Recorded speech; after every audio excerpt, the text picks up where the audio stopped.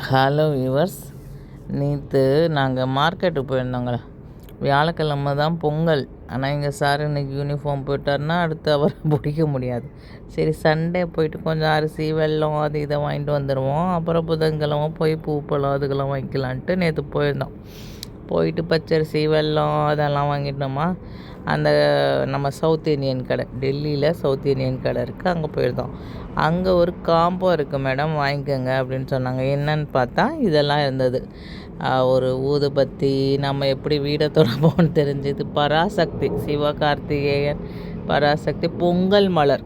பொங்கல் மலர் பார்த்தோன்னா எனக்கு குஷி ஆச்சு. நம்மளாம் சின்ன வயசில் இதெல்லாம் நான் பார்த்தது.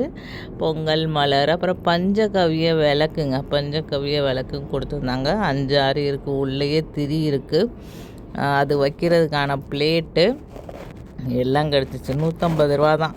இது ஒரு காம்போ செட்டு இருந்தது, அப்படியே வாங்கிட்டு வந்தாங்க. அதை தான் நான் உங்கள்கிட்ட ஷேர் பண்ணுறேன். பொங்கல் மலர் தான் இதில் பெஸ்ட்டு. ரொம்ப நாளாக நான் அவங்ககிட்ட போய் கேட்பேன், இப்போல்லாம் வரதில்லை மேடம்னு சொன்னாங்க. நேற்று ஏதோ அந்த காம்போ கூட இருந்தது, அப்படி நான் வாங்கிட்டு வந்தேங்க. சரிங்க, எல்லாருக்கும் ஹாப்பி பொங்கல்.